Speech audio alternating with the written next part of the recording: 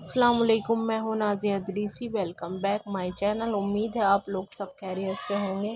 तो यहाँ मैं कर रही थी मॉर्निंग की टी की तैयारी। और ये जो परसों मैंने चावल बनाए थे, ये देखिए चावल ऐसे ही रखे हुए हैं।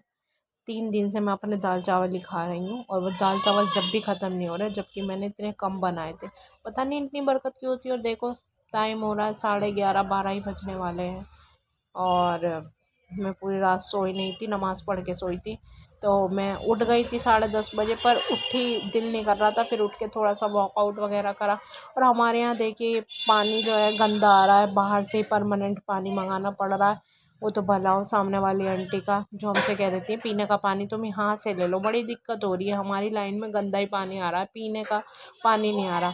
और यहाँ मेरी जो दाल रखी थी, मैंने कहा कभी ये ख़राब हो जाए, तो मैंने इसे गर्म करके डिश में करके रख रही थी। देख सकते हैं, क्योंकि ज़रा सी दाल है और इतना बड़ा बर्तन गिरा रखा है।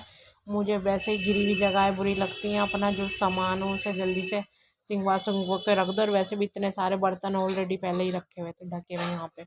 और हानिया जो है सामने से आ रही थी, इनने मुझे देख लिया था और ये आ गई थी मेरे पास। और यहाँ पानी की किल्लत होने की वजह से एक किल्लत और हो गई, हमारी सिंटेक्स चूने लग गई।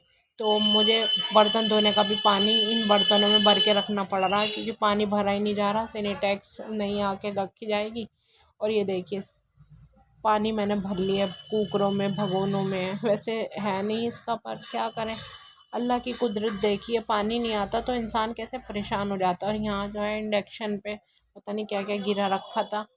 इंडक्शन बहुत ज़्यादा जल चुका था, तो मैं यहाँ छुरी से इसे खुरच रही थी। दूध वूध जो इस पे लगा हुआ है वो साफ़ हो जाए, मैं इसे साफ़ कर रही हूँ। क्योंकि गंदी चीज़ें पसंद ही नहीं है। और फिर इंडक्शन का ये है कि ख़राब भी हो जाता है। इंडक्शन बिजली का चूल्हा है वैसे ही, तो इसकी भी एहतियात रखनी पड़ती है।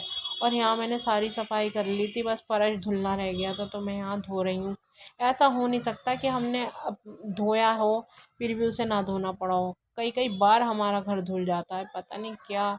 एक तो धूल मट्टी और आंधी से भी रेत पाउडर आता है घर के अंदर, ऐसा लगता है जैसे सफाई नहीं हुई। ये दिक्कत मेरे साथ है, पता नहीं सभी के साथ है। तो यहाँ बड़ी अम्मी पढ़ रही थी नमाज। और कमरा ऐसा, रूम हमारा फैला हुआ है जैसे कि फैल जाता है मशीन के छोटी जगह में। तो यहाँ मैं वही पढ़ रही हूँ, फ़िरौन का और मूसा अलैहिस्सलाम का किस्सा। और मूसा अलैहिस्सलाम ने बचपन में भी फ़िरौन की दाढ़ी खींच ली थी, नोच ली थी।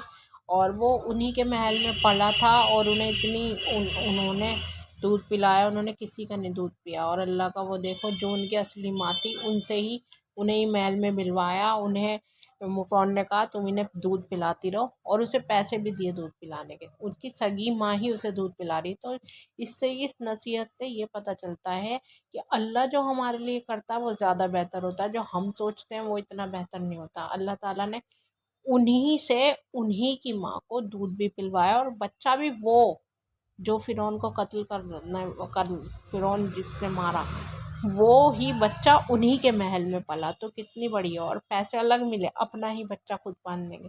तो अल्लाह अकबर, अल्लाह अकबर, अल्लाह की ज़ात बहुत बड़ी है।